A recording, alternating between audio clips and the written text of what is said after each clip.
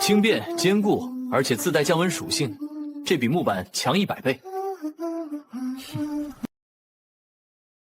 今天的目标是正南方的地热裂谷，我们要找2样东西：硫磺和辣椒。没辣椒的日子，这烤肉我是1天也吃不下去了。这里简直就是地狱门口，室外温度接近45度。要不是身上的西瓜甲在降温，我们早就中暑了。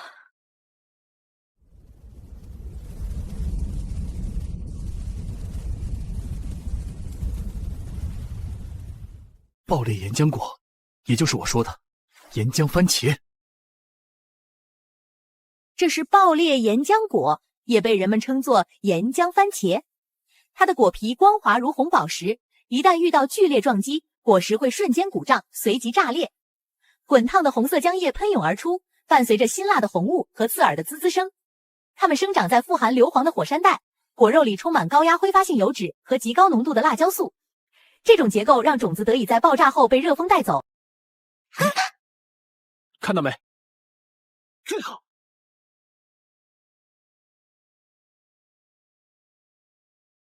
这玩意儿就是生物手雷，一受刺激就会自爆。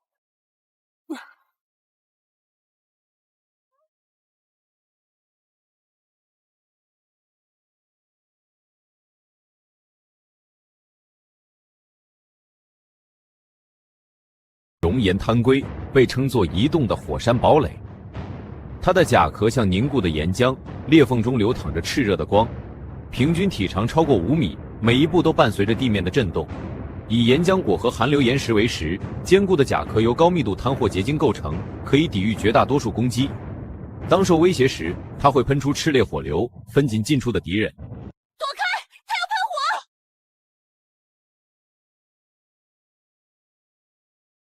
清月，你的古刀能破防吗？试试就知道。嘿，大块头，看这里！科尔，速效，准备投弹！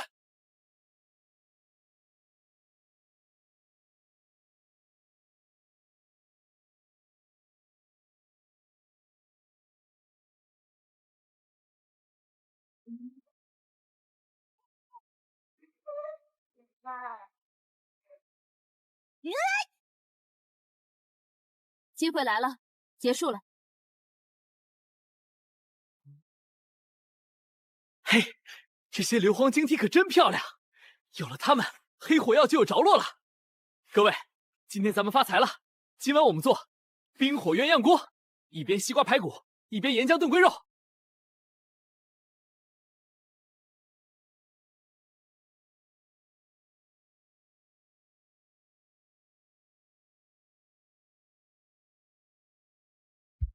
虽然已经是清晨，但竹楼里却发出了一阵令人牙酸的嘎吱声，整个结构在风中微微颤抖，晚上的保暖效果越来越差。这样不行。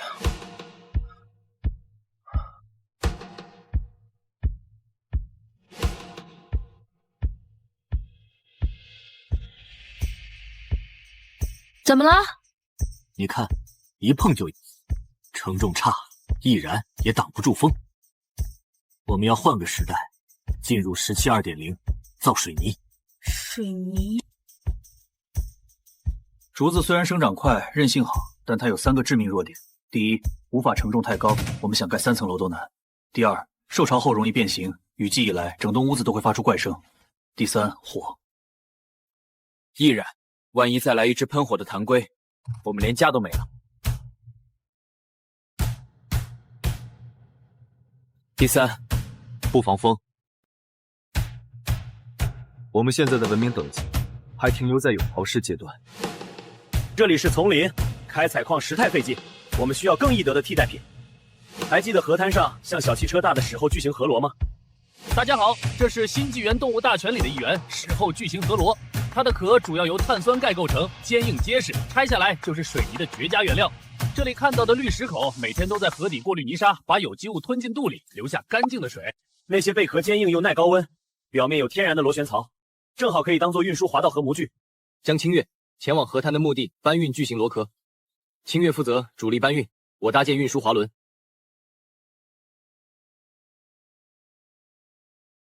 苏晓、唐可儿、林悠悠，去昨天地热裂谷的边缘，在外围安全区收集火山灰。那是昨天我们为了找辣椒而忽略的顶级建筑材料。收到了。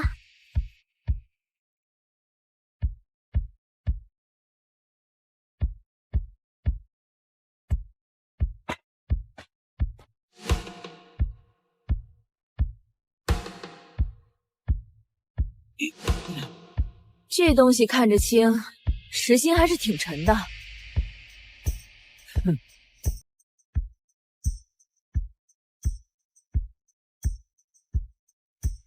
阿基米德说过，给我一个支点，我能撬起地球。这里，一组滑轮能把整条河搬空。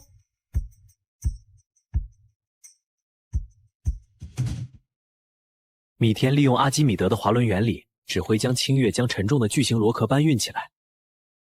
他们专门挑选那些颜色发白、已经风化的螺壳作为原料。角度再往左一点，稳住。好，现在用力拉。对。不是红土，表灰扑扑，摸起来像面粉一样的土，这就是火山灰。在充满硫磺味的地热裂谷外围，苏潇找到了火山灰。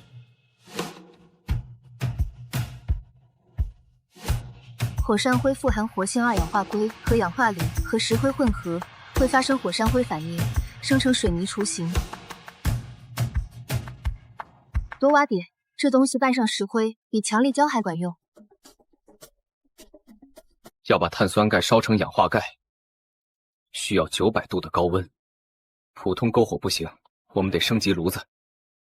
欢迎来到米天水泥小课堂。想要做出坚固的混凝土，得先准备原料螺壳，提供碳酸钙和粘土带来二氧化硅和氧化铝，还有木炭做燃料。把碾碎的螺壳送进高温炭烧窑，经过炙烤，它们变成活性十足的生石灰。让清月修整龟壳碎片。碳龟的壳是绝佳耐火材料，内胆用红粘土混合和沙漆圆柱形立窑。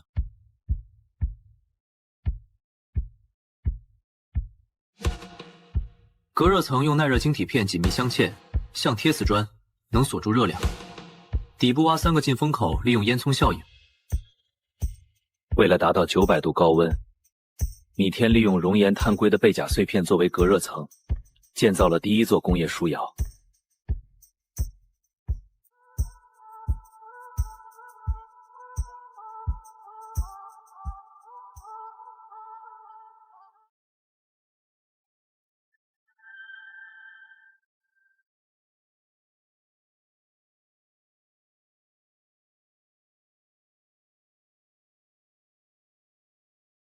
碳酸根正在断裂，二氧化碳正在逃逸。剩下的就是我们要的灵魂——氧化钙。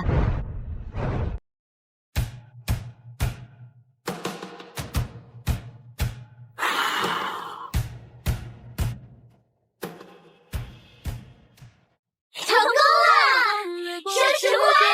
古老的旋律在血脉蔓延，我们与龙共舞在云端之巅，拼跳中拼成星河璀璨，神秘的图腾在掌心流转，月光变成场冒险的冠冕，穿越迷雾的翅膀划破长夜，即使永恒的指南针。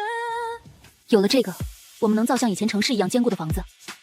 不止房子，能造广场、蓄水池、饮水渠、混凝土碉堡。夜幕降临，那小堆白色的生石灰粉和旁边那一堆灰色的火山灰，在月光下显得毫不起眼。但对于这5个在这个世界挣扎求生的年轻人来说，这比黄金还要珍贵，因为这意味着他们终于拥有了改变大自然形态的权利，将散沙凝为磐石。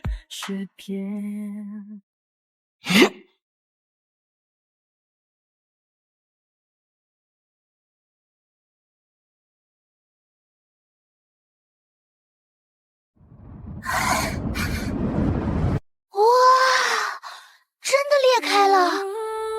看看这道缝，虽然比不上现代的高标号水泥，但在没有任何重型机械的石后时代，它就是最强的粘合剂。开工！今天不打猎，全员搞装修。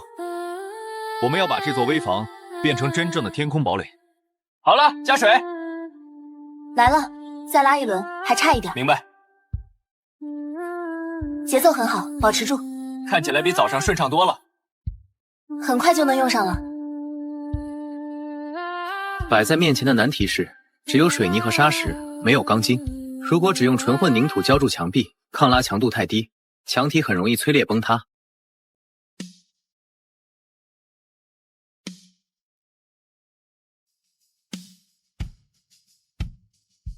我们需要骨架。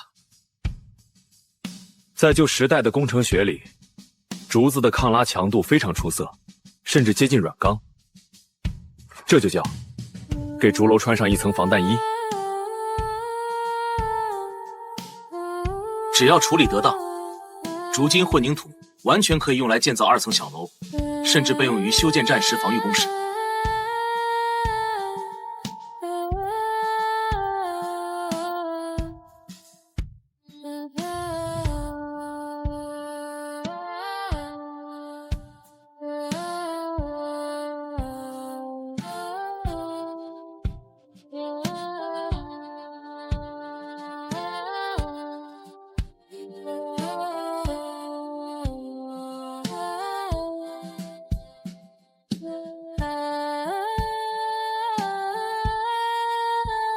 这样一来，竹子提供了韧性和抗拉力，水泥提供了抗压力和防火性，这就叫给竹楼穿上一层防弹衣。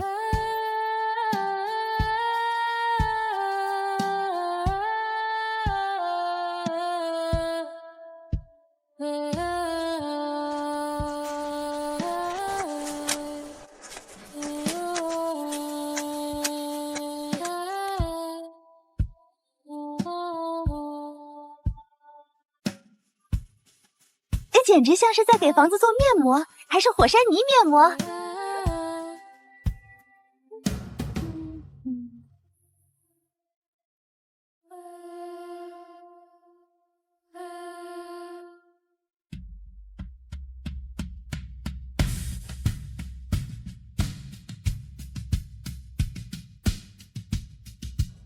虽然没有玻璃，但这些胶膜封在窗框上，既能透光，又能挡风。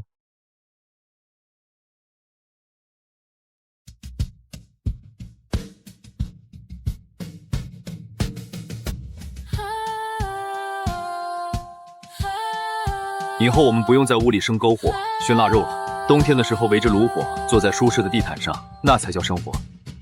现在，哪怕外面下刀子，我们也能在屋里睡安稳觉了。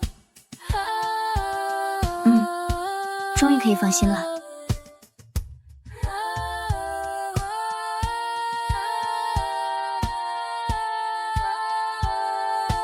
5个年轻人围坐在壁炉前，脚下踩着坚实平整的水泥地，手里端着热腾腾的鱼汤。有火，有汤，有大家在。有了水泥，我们就不再是过客，而是这里的主人。在这时候5000万年的荒蛮黑夜里，这座灰色的水泥小楼宣告着工业文明的火种正式扎根。以往这个时候，它应该在冷风中瑟瑟发抖，但今天，厚实的墙体带来了前所未有的安全感。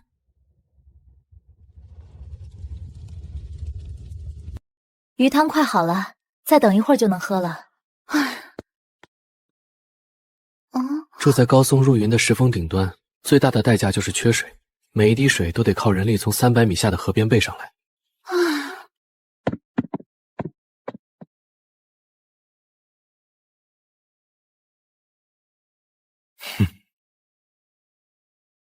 从今天起，不用再备水了。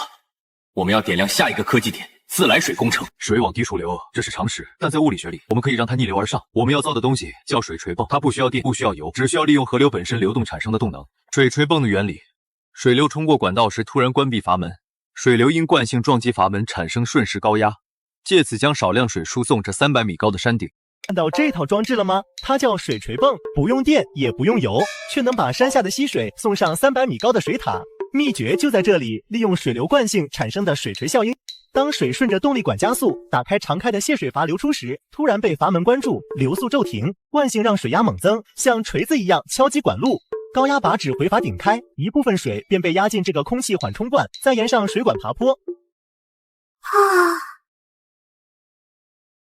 听起来像魔法，是科学。现在分配任务，管道组去砍毛竹。好。粗壮的做动力管，大量细竹做输水管，核心组制作2个单向阀门，这是最考验精度的部分。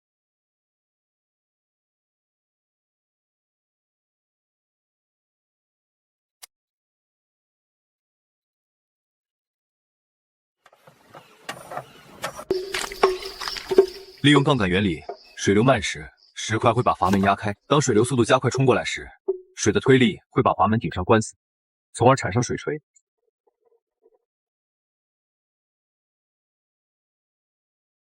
第一步，铺设动力管。第二步，安装泵体。第三步，最要命的一步，铺设上水管。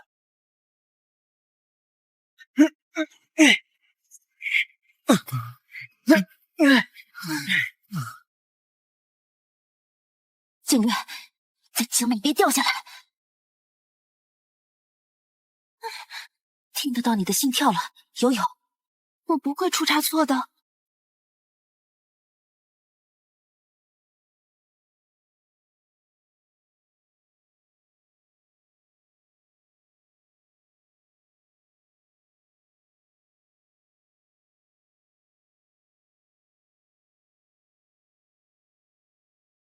会不会失败了？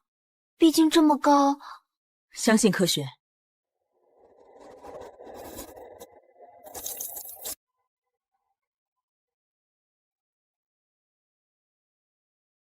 回家吧，别啰嗦，看着就好。哇，雨水太酷了，成功了，成功了！小心，还在喷。耶耶，成功了，是活水，自己跑上来了。终于做到了。抱回来了，好凉，回来了，我们水声真好听。那一晚，天空之城的堡垒里，壁炉的火光格外温暖。窗外是呼啸的原始夜风，而窗内伴随着远处山下传来那微弱而坚定的砰砰水泵声。那个小小的水泥池里正在蓄满希望。经过6天的生长，稻种终于发芽。得益于昨天安装成功的水锤泵，山下的河水被源源不断送上山顶，告别了人力挑水的苦日子。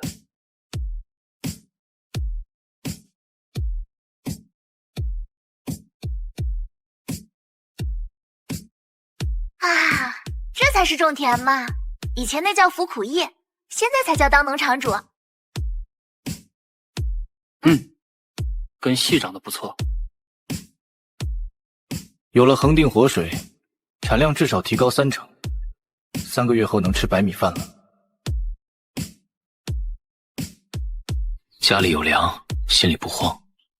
但如果防守跟不上，这些粮食最后就是给野兽种的。今天全员大扫除，要把那个漏风的后门堵死。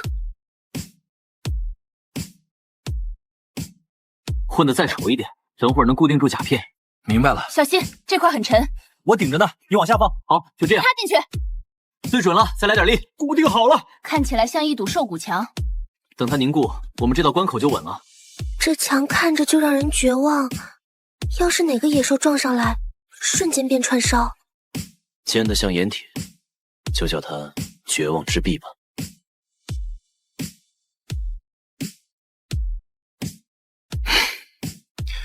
我们的基建到了瓶颈，要造橘子、铁钉、发电机，靠石头和骨头是做不到的。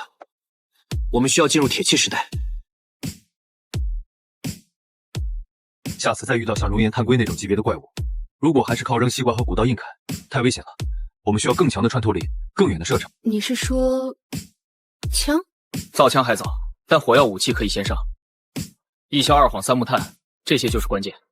苏校那边正在提炼效土，很快就能出成果，我们会成功的。没有金属做不了炸弹枪管。附近是石灰岩，不像有铁矿。我当时以为是玄武岩，但我后来仔细想了想，结果发现是它这么沉，表面还有金属光泽。这不是普通的石头，是含铁量极高的富铁矿。我们找到了跨越时代的钥匙。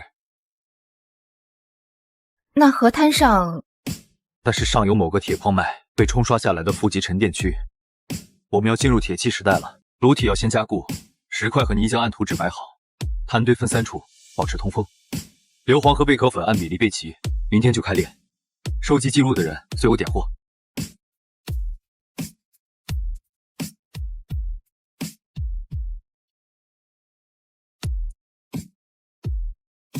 用兽皮做双动式风箱，这是炼铁的心脏。看好啦，这可是能让炉火持续旺盛的神器。双动式，也就是推拉都在送风，往前推，这边的排气阀打开，热风直接喷向炉膛，拉回时，另一侧的阀门立刻接管，风还是不断，火就不会熄，所以它比传统风箱效率翻倍。需要助溶剂、螺壳粉、石灰都有了。明白，我去准备好分量。如果能炼出铁，我就能有一把真正的长刀了。不止铁锅、铁局、铁钉，还做了铁箭头和土制炸弹的外壳。这肉太棒了，感觉像玩文明游戏按了加速键一样。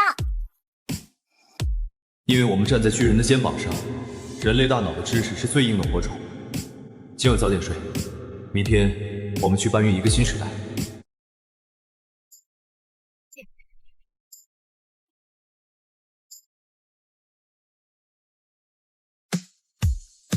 这块是，这块也是，发财了！这条河简直就是一条流动的矿脉。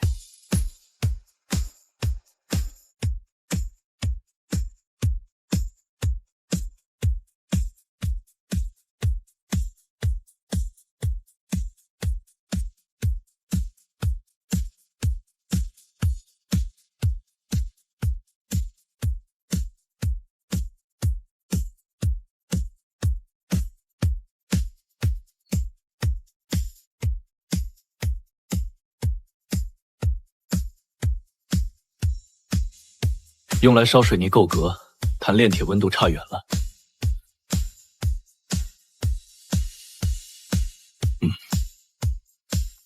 铁的熔点在1500度以上，靠自然通风根本达不到。我们需要更强的火力、更耐热的炉膛，以及一个强大的肺。炉身要保持这个弧度，热流才能集中往上走。这里是风箱入口，送风的速度越稳，炉温就越高。炼铁得把温度拉到1400度以上，不够的话，铁不会成。这是我们目前能找到的最厚实、韧性最好的皮了。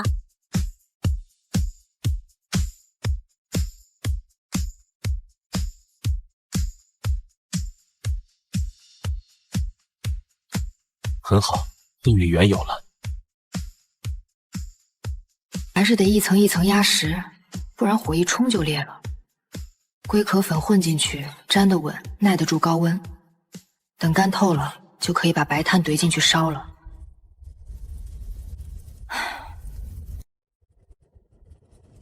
这种碳燃烧温度极高且持久，没有它矿石只是热石头。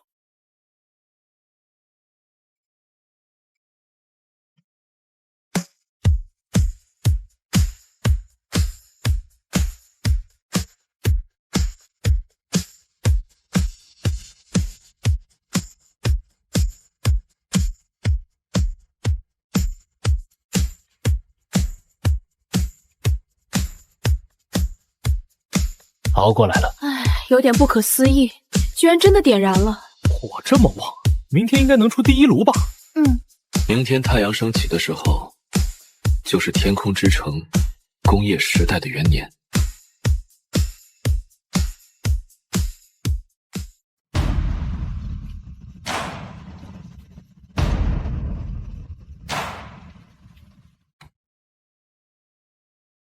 给大家揭秘用土法炼铁的关键，碳龟壳高炉，核心科技就在这儿。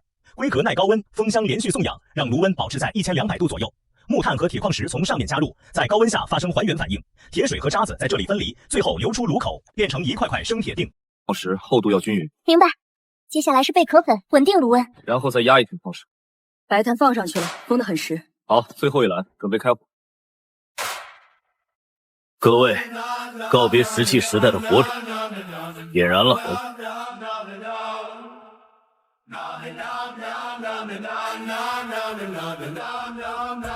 啊！喂，拉，喂，有节奏一点。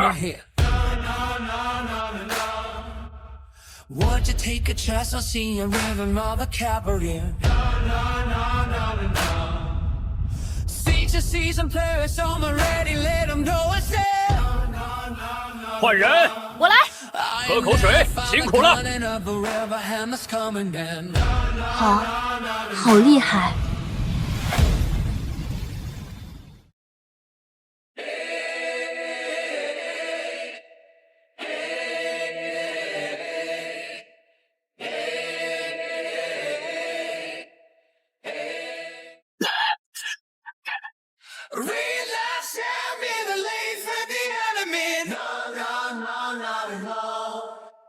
差不多了，就要出来了。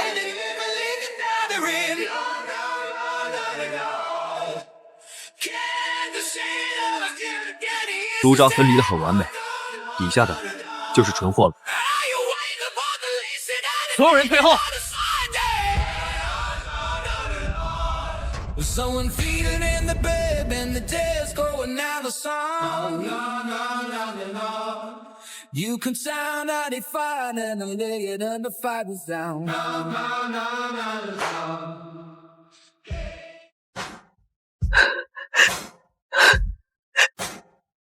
是铁水，真的是铁水。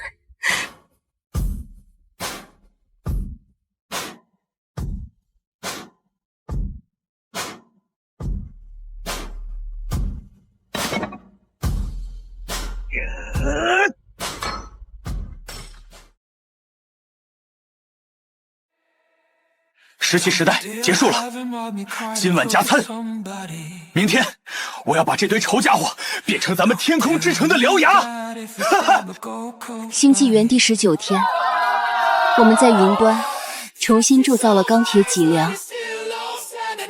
风带着一丝史前丛林特有的潮湿和腥味，吹过了300米高的独立石峰。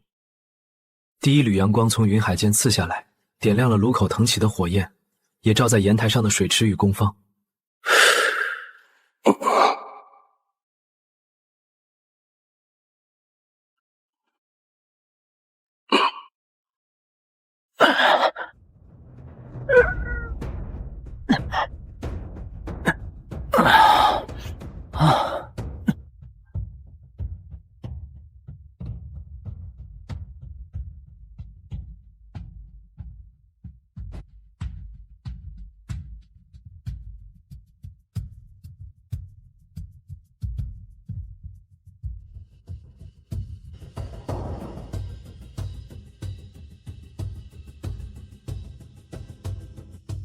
这是人类文明的骨骼，有了它，他们才算真正挺直了腰杆。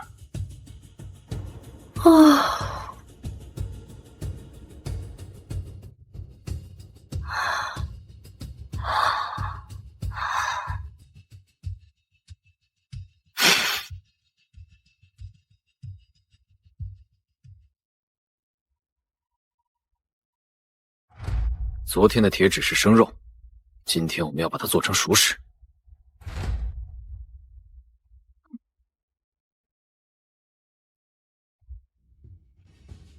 我们要打铁，首先需要一把铁锤，但我们没有铁锤，只有石锤。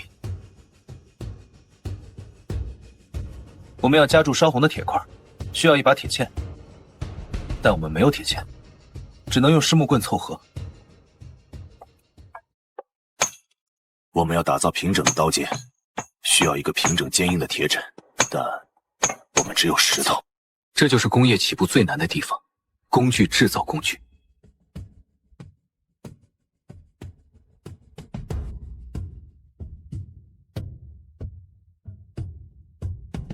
你必须用简陋的工具造出稍微好一点的工具，再用稍微好一点的工具造出精密的工具。万事开头难，咱们就从最原始的开始。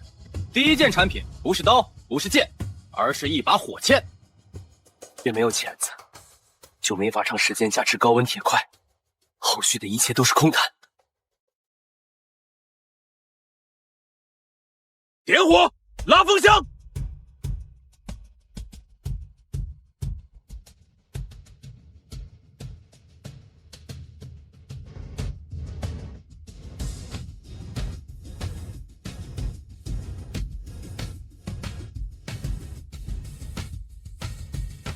这提升铁含碳量太高，太脆，一敲就碎。我们要把它变成熟铁或者钢，就得炒它。炒钢法，这是中国古代冶金的巅峰技艺之一。想要尖锐的好钢，光有生铁还不够，得先炒跑一下。燃烧室里火焰旺盛，热气通过反射顶把炉膛烤得通红，氧气不断扑向融化的生铁。我用搅拌杆不停搅动，碳和氧结合生成一氧化碳飞走。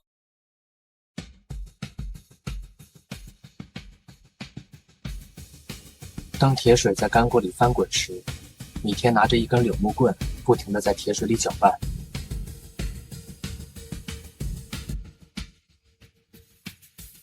柳木燃烧带走了一部分碳，同时空气中的氧气也在氧化铁水里的碳。随着碳分子的逃逸，铁水的熔点升高，逐渐变得粘稠，像是一团炽热的浆糊。就是现在！清月上！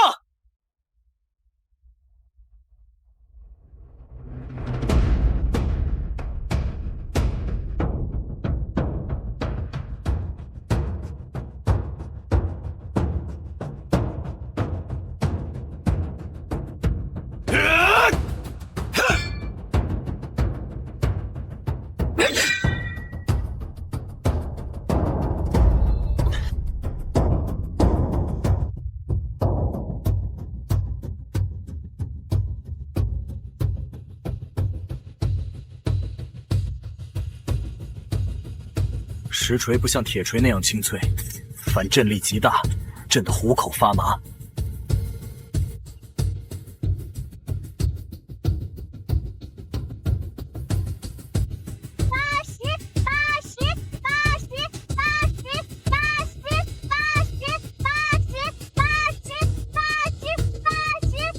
每一次锤击都是在挤压铁环内部的杂质，让晶体结构更加紧密。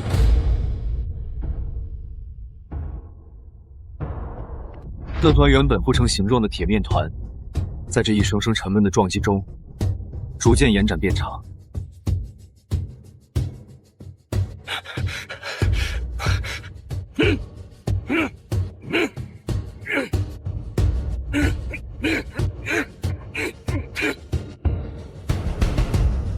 加热！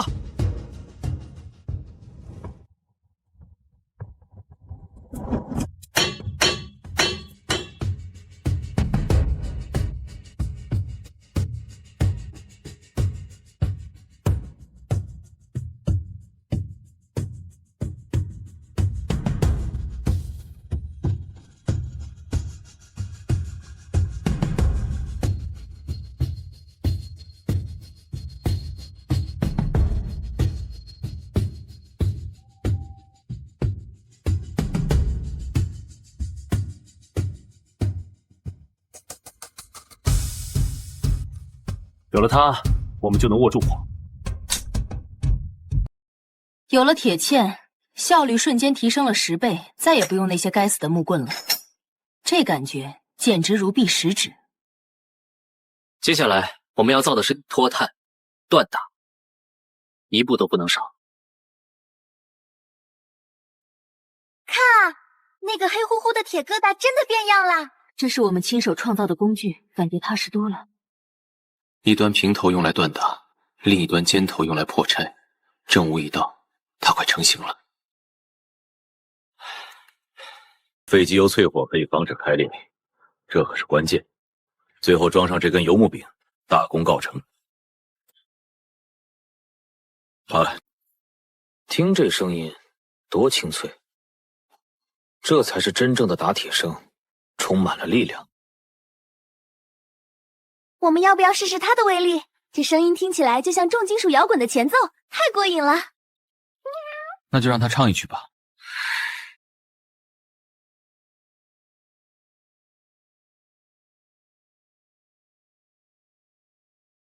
啊，这力量也太恐怖了吧！坚硬的混凝土居然被砸成了粉末。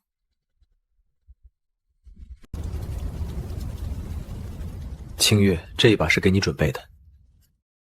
这是材质最好、脱碳最彻底的一块高碳钢。这次我来拉风箱，我要亲手把我的刀锤出来。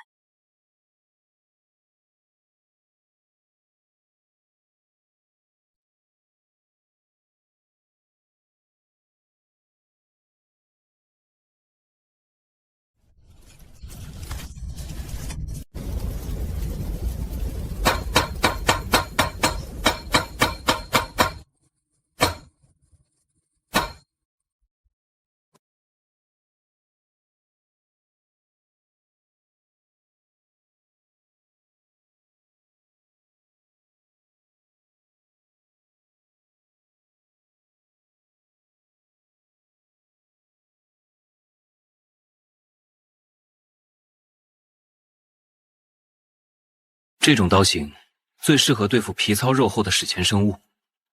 最后一步，催火。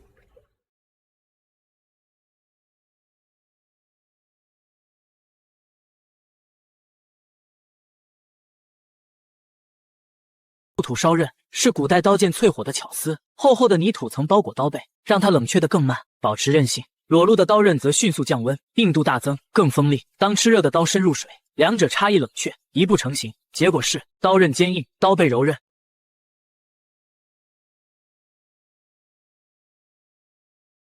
入水，一定要成功啊！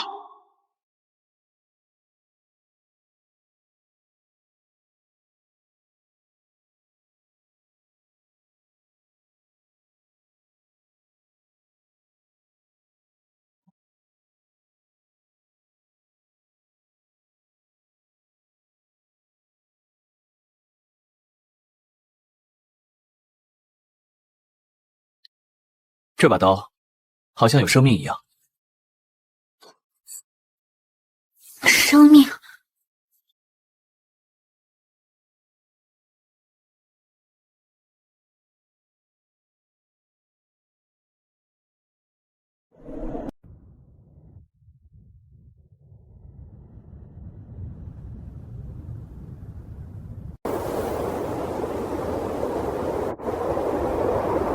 这一刀把我的恐惧都给斩断了。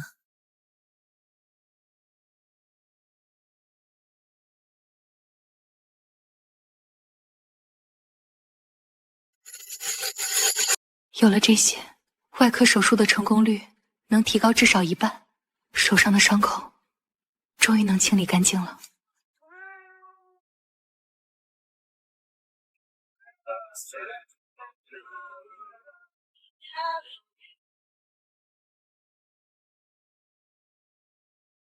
明天，我们要给这把刀配上刀鞘，我们要去更远的地方看看。暴风雨过后的清晨，天空之城的空气显得格外凛冽。昨晚那场标志着工业革命的庆祝晚宴，仿佛还在眼前。差不多了，这钳子握感不错。只要把门铰链改成这样，再加一道锁扣，门就谁也撞不开了。明天就开始干吧。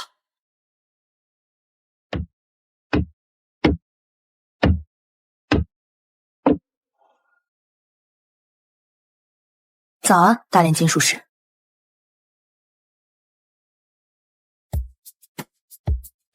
苏晓和可儿呢？还在睡觉吗？还在睡吧。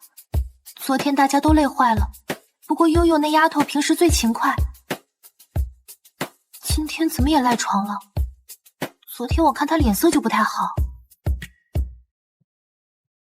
估计是伤口疼闹的。苏萧一直用草药敷着，应该没事。救命！快来人！悠悠不行了！糟了，你听见了吗？听见了。走。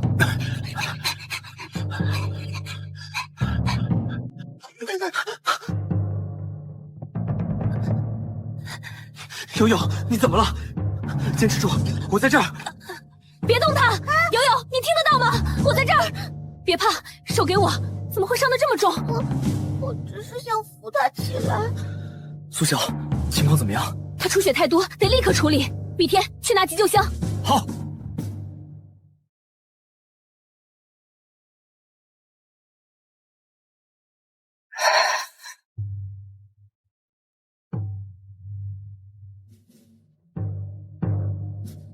失败血症，毒素已经进入血液循环了。怎么办？在这个没有重症监护、没有抗生素的时代，死亡率是100%，他撑不过今晚。昨天他们还觉得自己是战胜了大自然的征服者，拥有了钢铁和水泵，但今天，一只看不见的微观怪兽只用了一个小小的伤口，就轻易地把他们的骄傲击得粉碎。真的，一点办法都没有了吗？如果强行切断受影响的部分呢？已经来不及了，异常早就进入循环系统，就算阻断最初的问题源头，也无法阻止它在体内持续扩散。除非我们能用魔法打败魔法，除非我们能在这该死的原始社会把青梅塑造出来。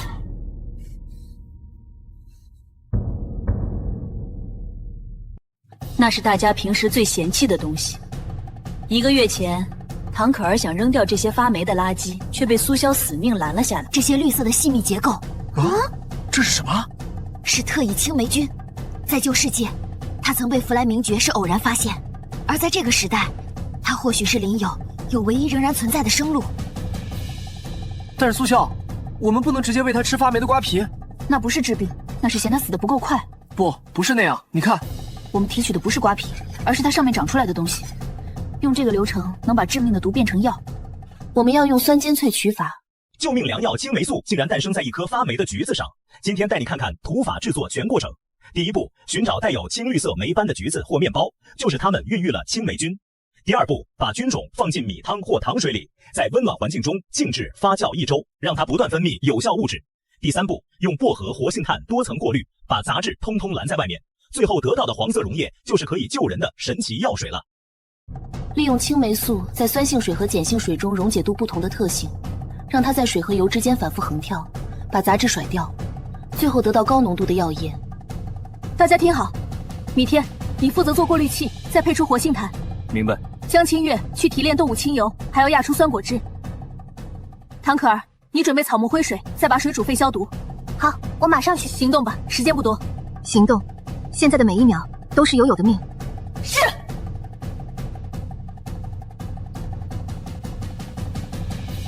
天空之城的工坊区，此刻变成了一个充满了怪味和烟雾的炼金实验室。这不是游戏里的点击合成，而是一场极其繁琐、容错率极低的化学实验。第1步，培养液制备。苏小将那些长满青霉菌的瓜皮小心翼翼地刮下来，放入无菌的温水中。他搅拌着那锅令人作呕的绿色浑浊液体，就像女巫在熬制魔药。但这锅汤里蕴含着数以亿计的青霉菌孢子。第二步，超级过滤。木炭不仅能吸附色素，还能吸掉霉菌产生的大部分毒素，这是防止过敏性休克的关键。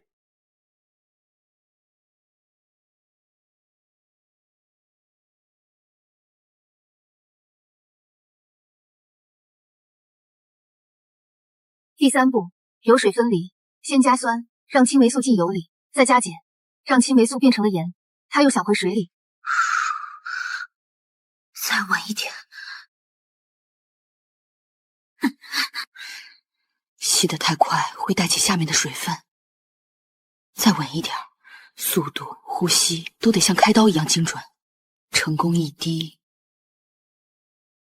再来一点。上层油脂吸得干净，不能碰到底层水分。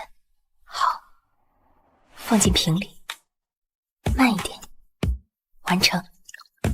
虽然纯度不高，但对于从未接触过抗生素的史前细菌来说，这就是不折不扣的核武器。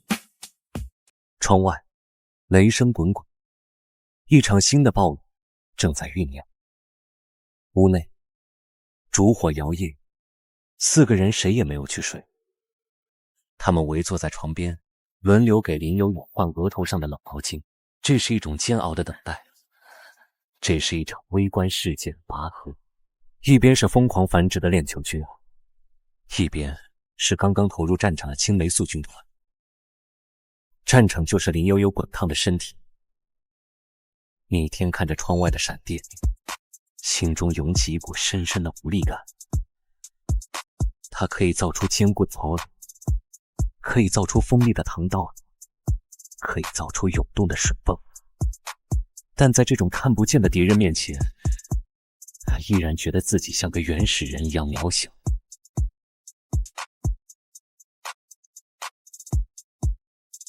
如果他没挺过去，我们就把这座山峰的名字改成有有峰。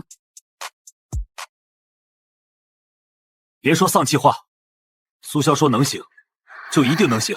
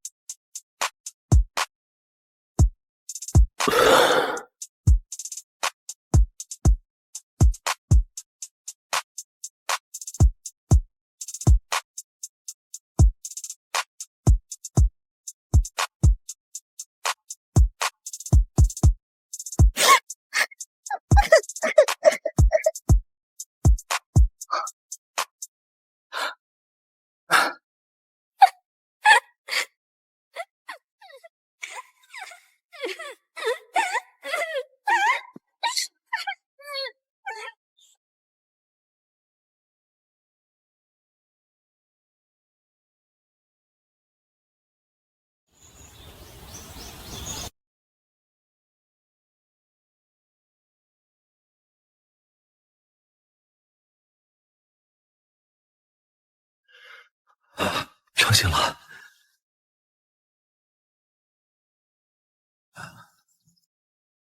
水。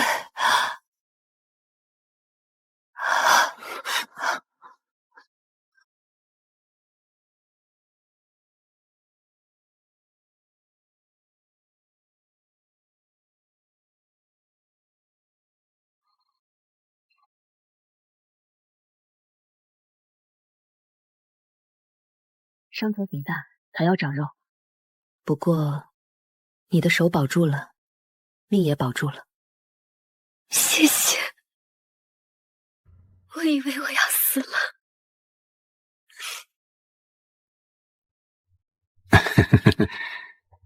你确实差点死了。知道这是什么吗？什么？这是把你从死神手里抢回来的买路钱，我们管它叫黄金药水。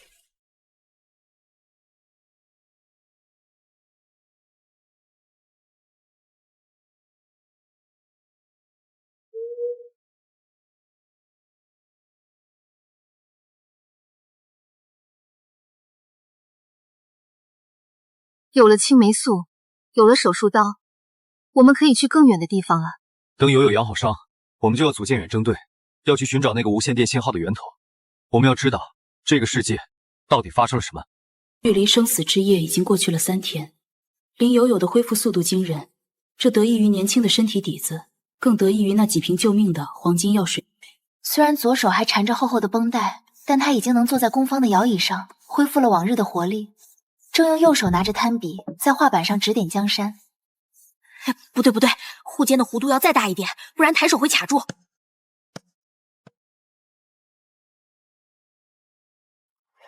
米天手里拿着一把新打造的铁剪刀，满头大汗地蹲在一堆黑绿色的甲壳碎片中间，那是之前敲碎的熔岩碳龟壳。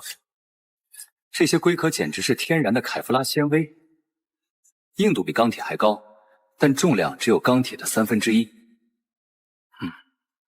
耐高温，还可以借助表面的微孔结构散热。如果不把它做成盔甲，简直是暴殄天物。今天的任务只有一个，换装。既然要远征，就不能再穿着兽皮裙像个野人一样到处跑了。他们需要真正的防护。我们不能直接把硬壳绑在身上，那样跑起来会把皮磨破，必须有一层缓冲。碳龟壳太硬，米天只能利用龟壳天然的纹理，将其分割成一块块三角形或6边形的甲片。钻孔，这是最费钻头的活。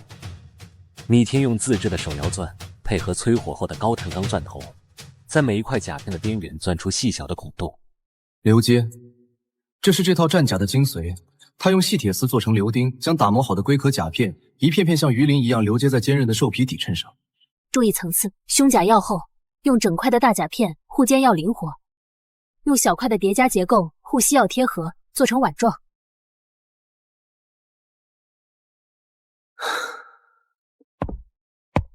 好了，第一套原型机完工。清月，你先来。这套战甲由3块巨大的弧形龟壳板拼合而成，护肩分层叠加，随着摆动可以自由开合，狰狞而霸气。当他再次转过身时，所有人的呼吸都停滞了一瞬，取而代之的是一个充满科幻与原始暴力美学的废土女武神。感觉怎么样？很轻，非常有安全感。现在就算是被迅猛龙正面撞一下，我估计也就是退2步的事。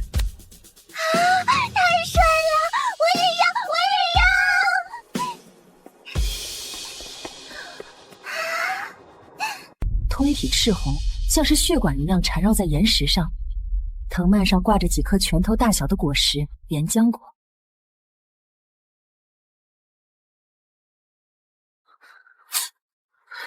稍微剧烈的撞击或者遇到明火，就会。果实落入铺满软草的篮子里，并没有爆炸，只是表面那层金色的流光似乎流动得快了一些。咒雷，虽然不知道威力具体有多大，但用来炸开怪物的硬壳或者封路，绝对够用。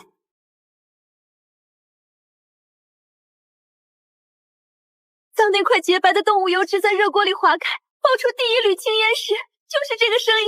我做梦都想听这个声音。切成丁的龙肉在高温油脂的激发下迅速变色，这种油脂与高温碰撞产生的美拉德反应，简直就是舌尖上的核爆炸。来，都别客气，开动吧。真甜啊！这顿肉吃得很爽，但大家有没有发现一个问题？我们现在的日子过得是不错，可我们的科技树卡住了。如果没有密封材料，这种动力装置就是个漏气的铁罐头。没有绝缘材料，能量传导装置就会产生危险的电影。也就是说，这3座山峰的资源已经被我们榨干了。想要升级文明，必须去外面进货。装备有了，药有了，武器有了。明天一早，远征队正式出发，北方原始丛林。我们要把那绿色地狱变成原材料仓库。干杯！干杯！干杯！他们不再是防御的盾牌，而是即将撕开这片蛮荒世界的獠牙。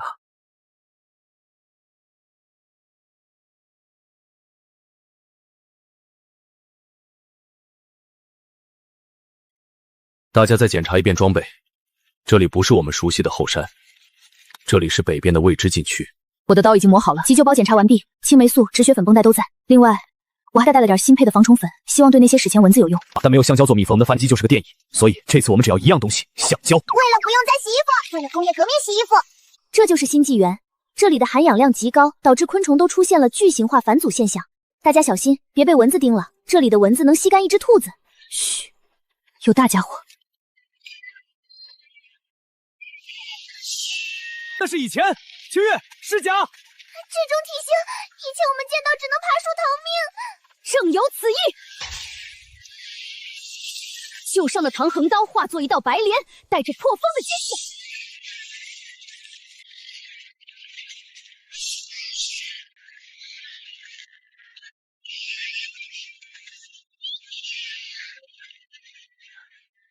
这就是工业的力量。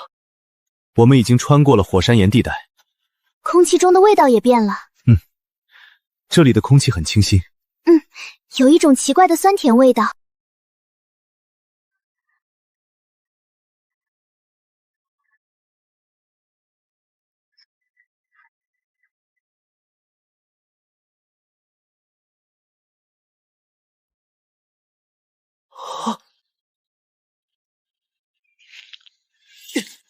橡胶，这是橡胶。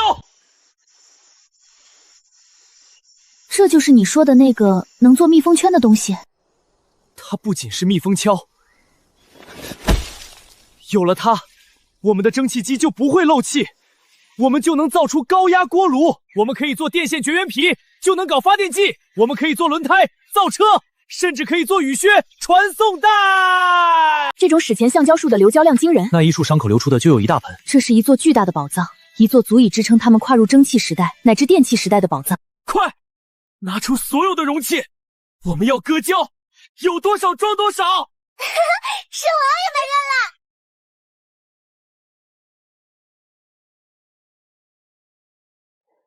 别动。哦。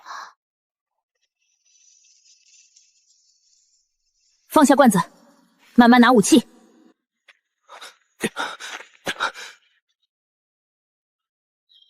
在新纪元的丛林里，眼神不好是真的会送命的。看到那根长满苔藓的枯木了吗？如果你贸然靠近，下一秒你的脑袋就会搬家。这片绿色玉里最耐心的刺客，它能保持一个姿势3天3夜，只为等你痛风它不动。不过风险往往伴随着收益。对我们这些缺乏工业设备的人来说，它也是移动的兵工厂。如果你有本事干掉它，它那对富含生物金属的前肢就是2把现成的无需锻造的顶级战刀。记住。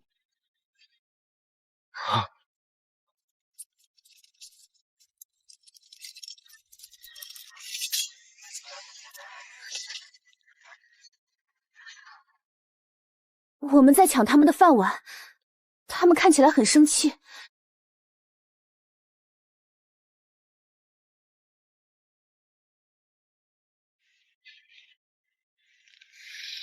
小心头顶！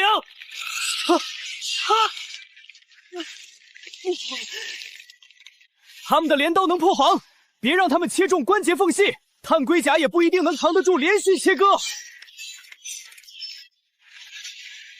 想要我的橡胶，先问问我的锤子。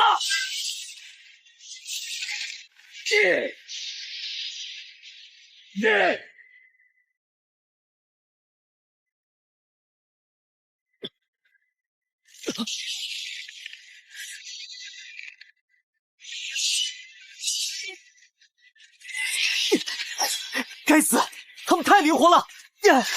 用火尝尝这个。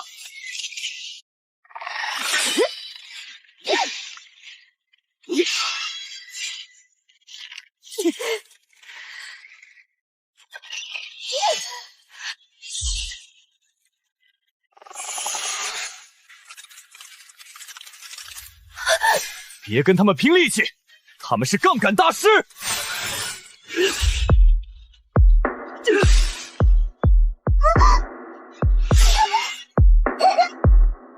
可儿，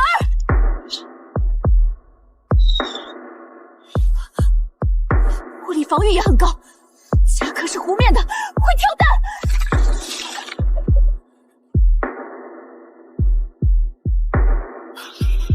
不能再耗下去了。碳龟甲虽然硬，但全是缝隙，如果被这么多只围攻，咱们早晚会被切成碎肉。清月，我要放大招了，你能把他们聚在一起吗？给我3秒。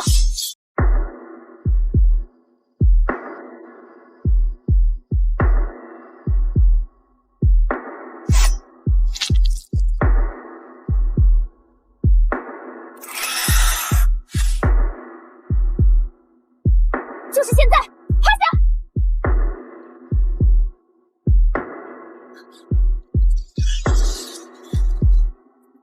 尝尝工业的怒火吧，杂碎们！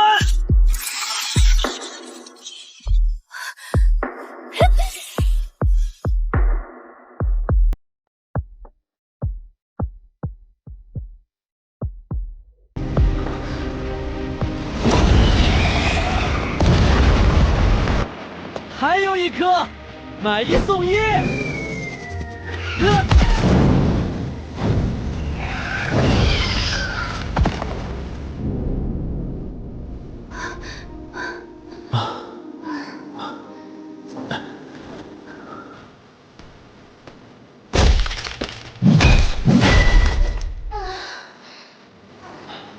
如果不是这口锅质量好，我就开票了。好东西啊！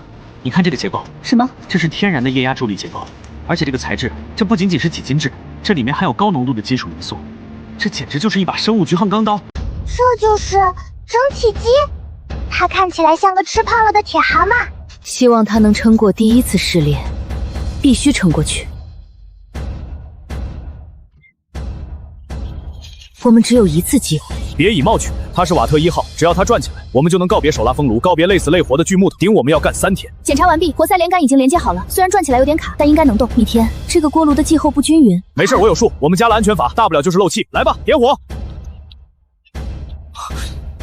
压力上来了，漏气了！正常，密封圈会受热膨胀堵住的。继续加煤，把压力顶上去。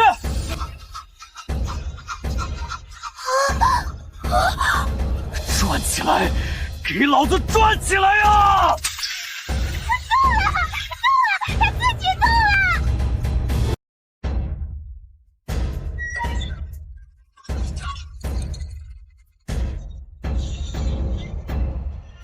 了！趴下，快趴下！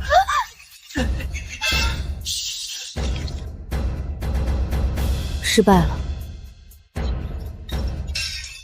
我们太天真了，我们以为有了铁，有了橡胶就能造机器，但我们忽略了工业革命最核心的东西——精度。剃光是我们用泥膜铸造的，本身就不圆，活塞也是打磨的也不圆，2个不圆的簇凑在一起，不仅漏气，还会卡死。那年瓦特遇到这问题，花了整整10年。那怎么办？那我们的蒸汽时代就这么完了，我不想再手洗衣服了。橡胶也失败了，普通的硫化橡胶根本100多度的高温蒸汽摩擦。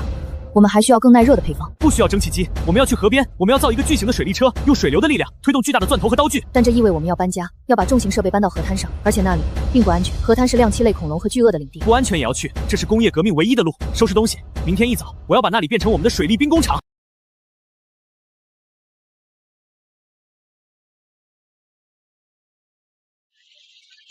1、2、3，落！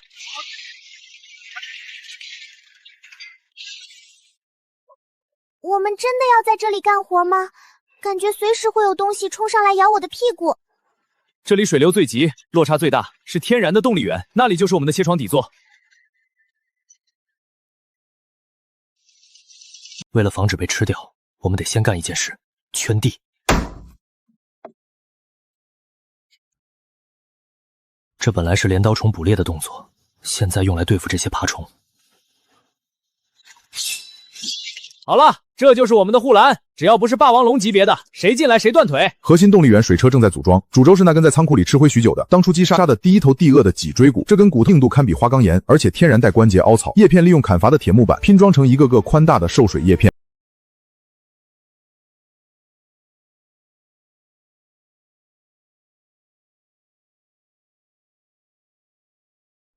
动力源连接成功，这马力起码有50匹，比咱们5个人加起来来强100倍。原理很简单，水车带动铁棒旋转，铁棒上的刀头就会在气缸内壁上一圈圈的刮削，铁棒一边转一边缓慢向前推进，最终就能得到一个完美的圆柱形气缸。只要铁棒是直的，转动是稳的，削出来的内部就是绝对的圆柱体。准备好了吗？时刻准备着，开动！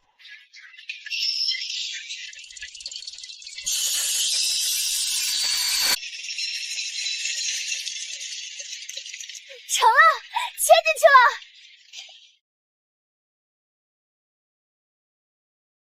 今天我们来介绍沼泽中的顶级掠食者——黑凯门鳄。它们体型巨大，咬合力极强。黑凯门鳄学名 Melasocyscus niris， 主要分布在沼泽、河流等水域，喜欢在高氧环境中生活。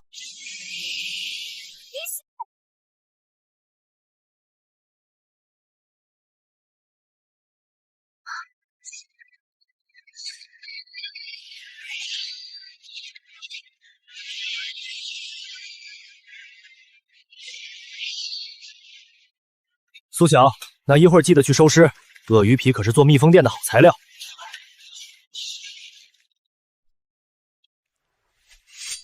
看来今晚又有鳄鱼肉吃了。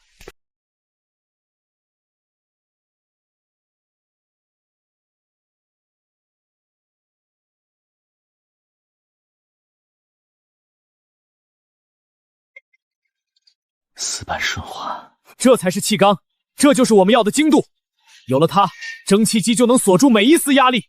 这一次，它绝对不会再哑火了。搬回去，今晚通宵组装，明天早上我要听到那声真正的蒸汽咆哮。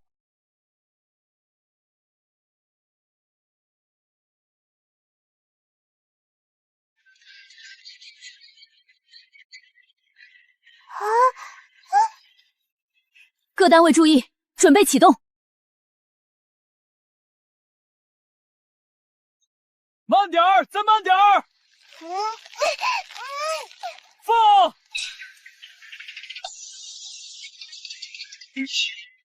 唉，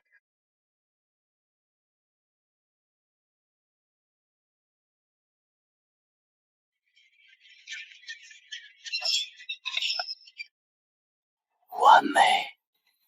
好了，搞定。辛苦了。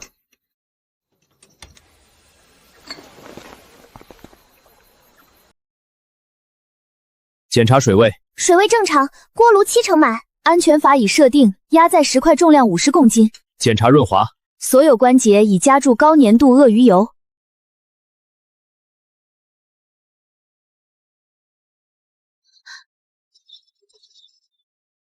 已经超过上次榨缸时的压力了。压力上来了，再加把劲儿，把压力顶到红线。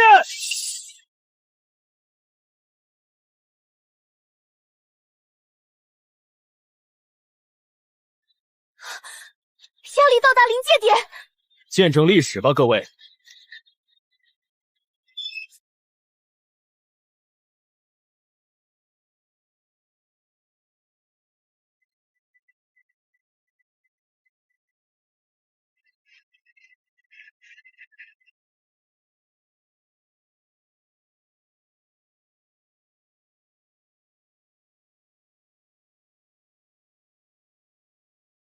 他站起来了，真的站起来了！那种力量有多恐怖？那是任何史前巨兽都无法比拟的，不知疲倦的伟力。你要出去吗？别光顾着庆祝，让他干活，把1号附在接上去。挂皮带，3、2、1。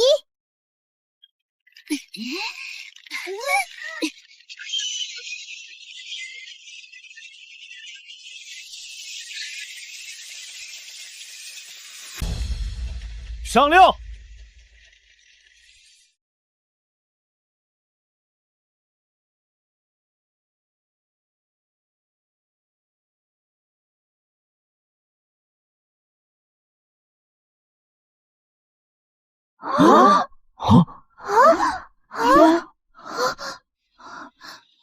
我的天！我以前锯这个锯到手都抽筋。蒸汽机不知疲倦地咆哮着，吞噬着煤炭，输出着狂暴的动力。巨大的铁木被一根根送上锯台，变成了一堆堆整齐的木板和房梁。以前他们1周都干不完的活，现在1个小时就完成了。这就是工业的降维打击，人类终于从繁重的体力劳动中解放了出来，而是用头脑驾驭钢铁去征服自然。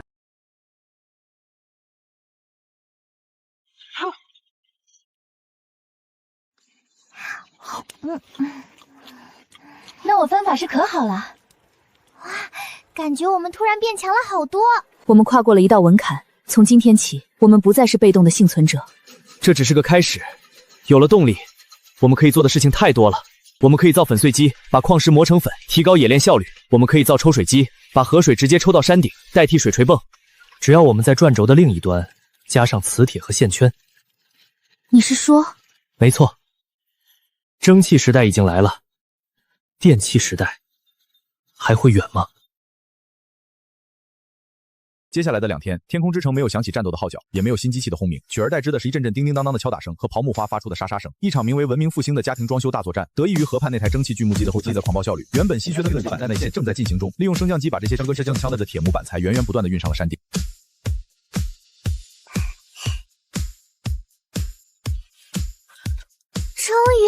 终于不用踩在冷冰冰的石头和烂泥上了。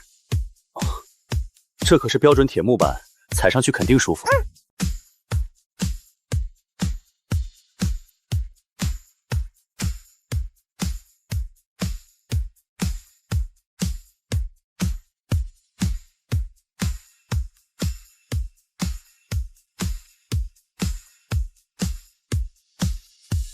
进屋要脱鞋。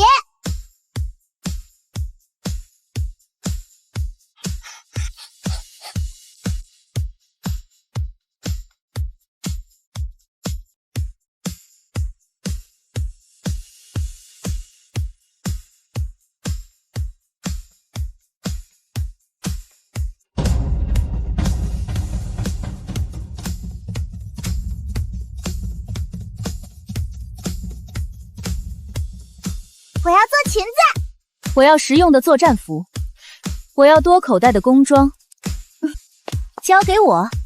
我要让你们穿上新纪元2026春夏高定系列。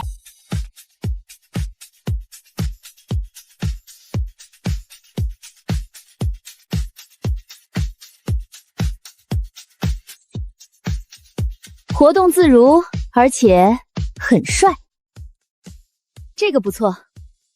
完美，取用器材的时间缩短了1.5秒。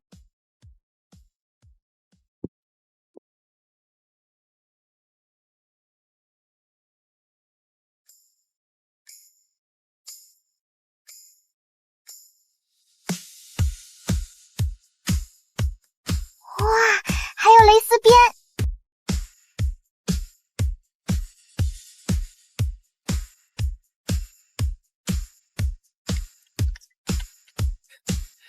这才叫干活的衣服，耐磨、抗造。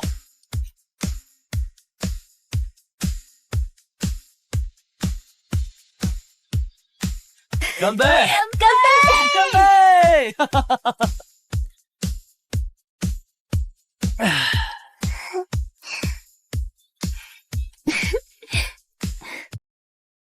当远古的风掠过指尖，古老的旋律在血脉蔓延。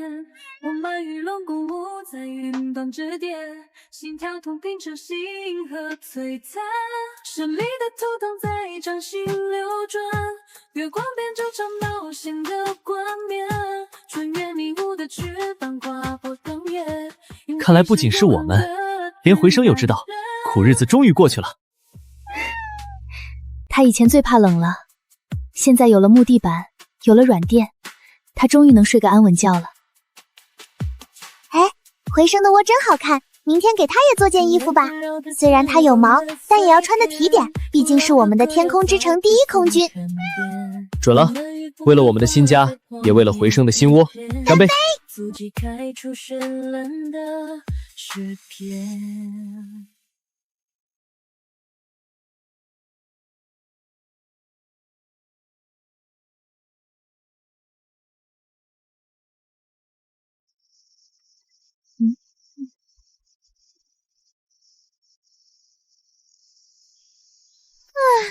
我不行了，这哪里是衣服，简直是人体蒸笼，我的痱子都要长满了。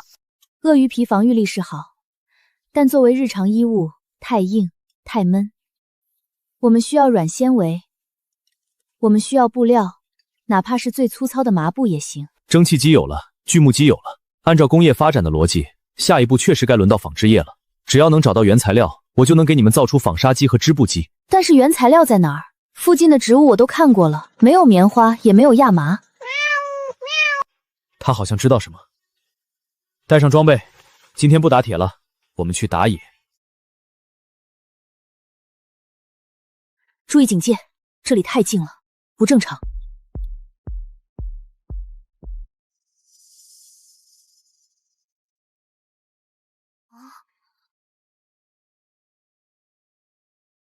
看那些树，是雪。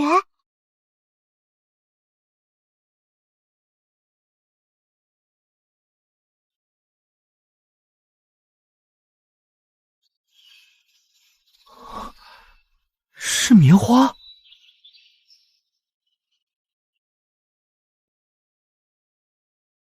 这是一种变异的木棉树，在新纪泥园的高氧环境下，据原工农的斑蕨影响，它的种苗巨大化了，产生的絮状纤维不仅多，而且为了保护种子，进化出了极强的保温性和吸音性。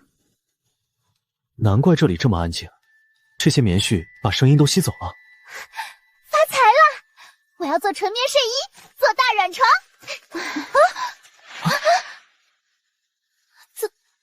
怎么了？别动！仔细看那些云朵，那不是自然生长的。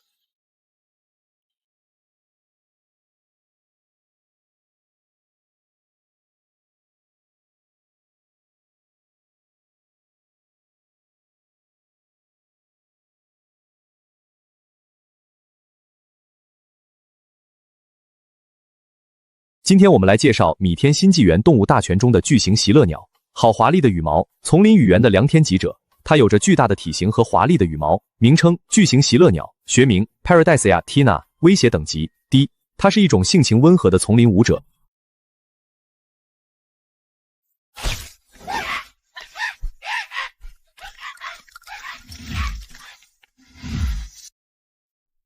名称：鬼面织锦蛛。特征：巨大的体型，鬼面的花纹，带有剧毒。织网捕食，具有夜行性。